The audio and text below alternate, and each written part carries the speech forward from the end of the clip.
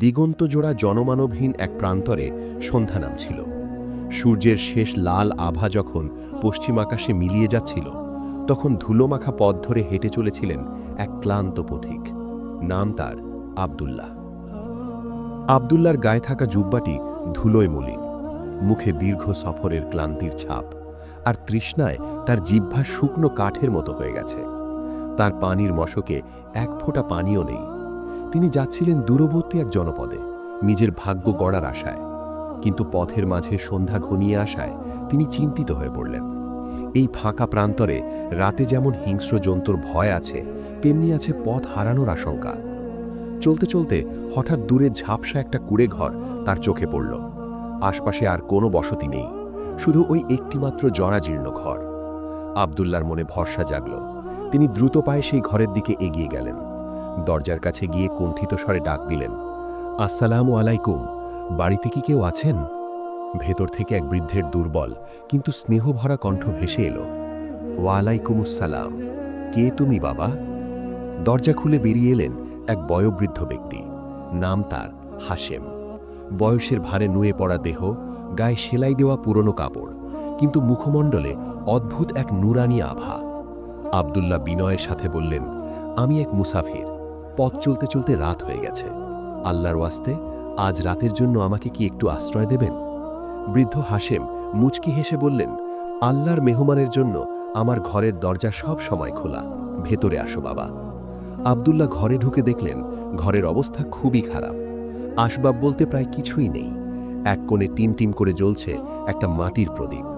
হাশেমের স্ত্রী ফাতিমা তখন মাটির চুলায় সামান্য কিছু রান্না করছিলেন।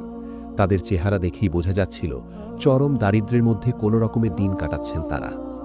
হাশেম আব্দুল্লাহকে বসতে দিয়ে বললেন, বাবা, তুমি আগে বিশ্রাম নাও, অনেক দূর থেকে এসেছ, নিশ্চয়ই খুবই ক্ষুধার্ত। আব্দুল্লাহ লক্ষ্য করলেন বৃদ্ধা মা ফাতিমা অনেক লজ্জা ও সংকোচ নিয়ে দুটি মাটির থালায় সামান্য কিছু জবের রুটি আর অল্প একটু তরকারি এনে রাখলেন। খাবারের পরিমাণ এতটাই কম যে তা একজন মানুষের পেট ভরানোর জন্য যথেষ্ট নয়, অথচ তারা তিনজনেই খেতে বসলেন। খেতে বসে আব্দুল্লাহ খেয়াল করলেন হাশেম ও ফাতিমা নিজেরা না খেয়ে বারবার খাবারটা তার দিকে সরিয়ে দিচ্ছেন। তারা এমন ভান করছেন যেন তারাও খাচ্ছেন, কিন্তু আসলে তারা মেহমানকে পেট ভরে খাওয়ানোর জন্য নিজেদের অংশ ত্যাগ করছেন। আব্দুল্লাহর বুকের ভেতরটা হু হু করে উঠল। তিনি মনে মনে ভাবলেন, হায় আল্লাহ, এই গরিব দম্পতি নিজেরা উপোস থেকে আমাকে খাওয়াচ্ছেন, এদের মন কত বড়।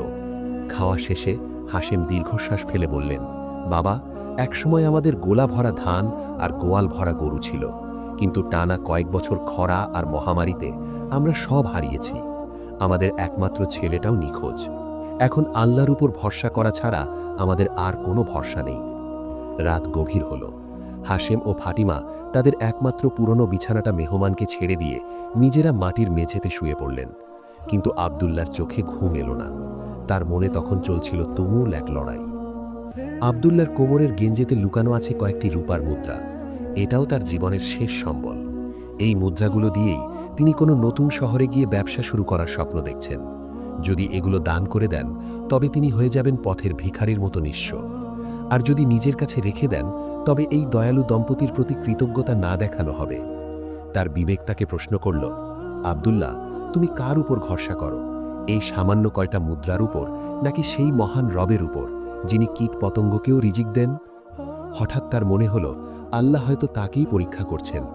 এই বৃদ্ধ দম্পতি আল্লাহর সন্তুষ্টির জন্য নিজেরা ক্ষুধার্ত থেকে আমাকে খাইয়েছেন, আর আমি কি নিজের ভবিষ্যতের ভয় পেয়ে সামান্য কয়েকটি মুদ্রা আঁকড়ে ধরে থাকবেন? রাতের নিস্তব্ধতায় আব্দুল্লাহ সিদ্ধান্ত নিলেন। এক দৃঢ় সংকল্প তার হৃদয়ে জন্ম নিল, আমি আমার সবটুকু এদের দিয়ে দেব, আমার রিজিকের মালিক আল্লাহ।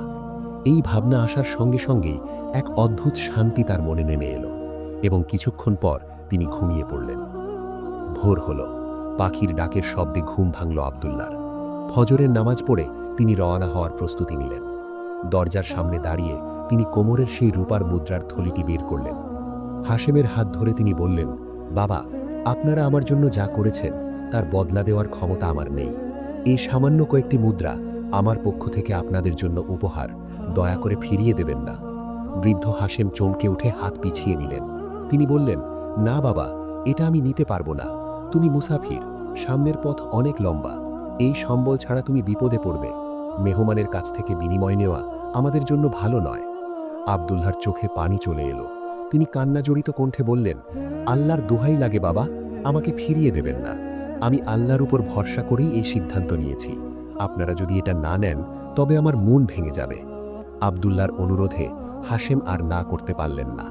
কাপা হাতে মুদ্রাগুলো নিয়ে তিনি আকাশের দিকে তাকিয়ে দোয়া করলেন, হে আল্লাহ, তুমি এই মুসাফিরের দান কবুল করো এবং তাকে উত্তম প্রতিদান দাও।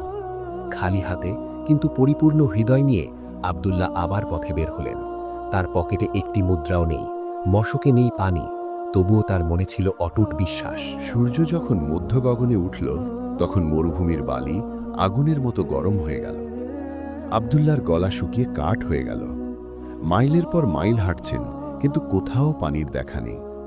ক্ষুধা আর তৃষ্ণায় তার শরীর অবশ হয়ে আসতে লাগল। চোখের সামনে সব কিছু ঝাপসা হয়ে এলো। একসময় তিনি আর চলতে পারলেন না। তপ্ত বালুর ওপর লুটিয়ে পড়লেন। মৃত্যু যেন তার মাথার ওপর ভর করল। তিনি ধীরে ধীরে বললেন, হে আমার রব, আমি কেবল তোমার সন্তুষ্টির জন্যই আমার সব কিছু দান করেছি। তুমি যদি আমার মৃত্যু এই মরুভূমিতেই লিখে রাখো তবে তাতেও আমি রাজি, আর যদি বাঁচিয়ে রাখো তবে তুমিই আমার সাহায্যকারী। ঠিক যখন তার শ্বাস প্রায় শেষ হয়ে আসছিল তখন দূরে ধুলোর ঘূর্ণি উঠল। ঘোড়ার খুরের শব্দ কানে এলো। আব্দুল্লাহর ঘোলাটে চোখে ভেসে উঠল এক অশ্বারোহীর অবয়ব। অশ্বারোহী দ্রুত তার কাছে এসে ঘোড়া থামালেন। তিনি এক ধনী ব্যবসায়ী, নাম সাদিক। তিনি আব্দুল্লাহর অবস্থা দেখে তাড়াতাড়ি মশকের মুখ খুলে তার মুখে পানি ঢাললেন। শীতল পানি পান করে আব্দুল্লাহ যেন নতুন করে জীবন পেলেন। সাদিক তাকে কিছু খেজুরও খেতে দিলেন।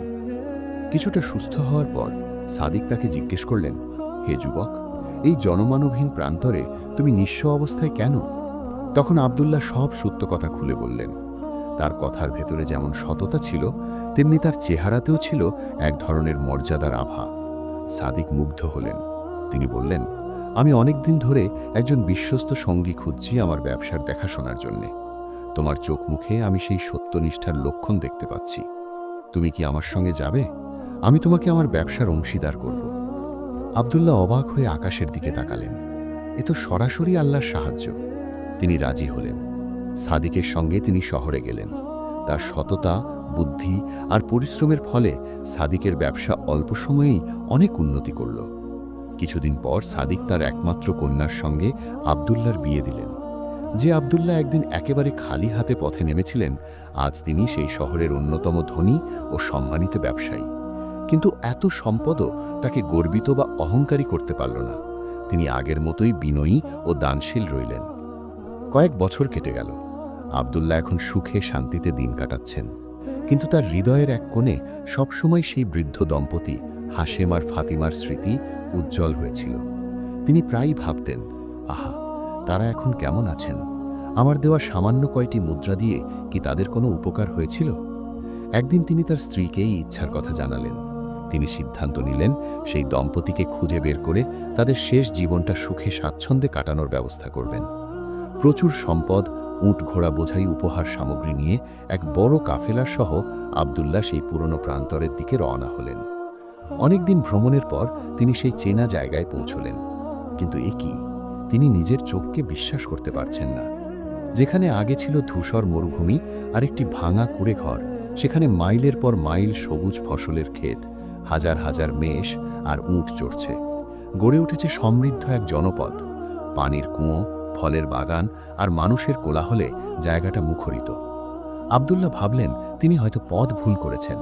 তিনি এক রাখালকে জিজ্ঞেস করলেন, ভাই, এই জায়গায় কি একসময় হাশেম নামের এক বৃদ্ধ মানুষ থাকতেন? রাখাল হেসে বলল, জনাব, আপনি তো আমাদের সর্দার হাশেম সাহেবের কথাই বলছেন। ওই যে দূরে যে বড় অট্টালিকাটা দেখছেন, ওটাই তার বাড়ি। আল্লাহর এক বিশেষ করুণায় তিনি এই পুরো এলাকার ভাগ্য বদলে দিয়েছেন। আব্দুল্লাহ দ্রুত সেই অট্টালিকার দিকে রওনা হলেন। বাড়ির সামনে এক নুরানি চেহারার বৃদ্ধ বসে আছেন। তিনি হাশেম। তার গায়ে এখন আর সেলাই দেওয়া পুরনো কাপড় নেই, কিন্তু বিনয় আর সরলতা সেই আগের মতোই। আব্দুল্লাহ ঘোড়া থেকে নেমে দৌড়ে গিয়ে হাশেমের পা জড়িয়ে ধরলেন। কান্না ভেজা কণ্ঠে বললেন, বাবা, আমাকে চিনতে পেরেছেন? আমি সেই মুসাফির যাকে আপনারা এক রাতে আশ্রয় দিয়েছিলেন। হাশেম প্রথমে চিনতে না পারলেও কিছুক্ষণ পর মনে করতে পারলেন। তিনি আব্দুল্লাহকে বুকে জড়িয়ে ধরে কেঁদে ফেললেন। এই দৃশ্য দেখে উপস্থিত সবার চোখ ভিজে উঠল। আব্দুল্লাহ অবাক হয়ে জিজ্ঞেস করলেন, বাবা, এত পরিবর্তন কিভাবে হলো? হাশেম আকাশের দিকে হাত তুলে বললেন, বাবা আব্দুল্লাহ, সবই আল্লাহর কুদরত আর তোমার সেই দানের বরকত। তুমি যেদিন ওই মুদ্রাগুলো দিয়ে গেলে, আমি তা দিয়ে দুটো মেষ কিনেছিলাম। আল্লাহ সেই মেষগুলোর মধ্যে এমন বরকত দিলেন যে তা বাড়তে বাড়তে আজ এই বিশাল পশপালে পরিণত হয়েছে। আমি অনুর্বর জমিতে চাষ শুরু করলাম। আল্লাহ সেখানে পানি দিলেন, ফসল ফলালেন। এই জনপদের প্রতিটি ধূলিকণা তোমার সেই ত্যাগের সাক্ষী। আব্দুল্লাহ তখন বুঝতে পারলেন, তিনি আল্লাহর রাস্তায় যা দিয়েছিলেন, আল্লাহ তা অনেক গুণ বাড়িয়ে শুধু তাঁকেই দেননি, বরং সেই বৃদ্ধ দম্পতির জীবনকেও সুখে স্বাচ্ছন্দ্যে পূর্ণ করে দিয়েছেন। এই কাহিনী আমাদের শেখায় যে দান কখনো সম্পদ কমায় না, বরং তা অনেক গুণে বৃদ্ধি পায়। যখন মানুষ আল্লাহর উপর পূর্ণ ভরসা রেখে নিজের প্রিয় জিনিস বা কষ্টের উপার্জিত সম্পদ অন্যের প্রয়োজনে দান করে, তখন আল্লাহ সেই দানের মাধ্যমে দাতা আর গ্রহীতা দুজনের জীবনেই অগণিত বরকত দেন। আমাদের দুনিয়ার হিসাব নিকাশ যেখানে শেষ হয়, আল্লাহর কুদরতের হিসাব সেখান থেকেই শুরু হয়। বিশ্বাস আর ত্যাগের প্রতিদান আল্লাহ দুনিয়াতেও দেন, আখিরাতেও দেন।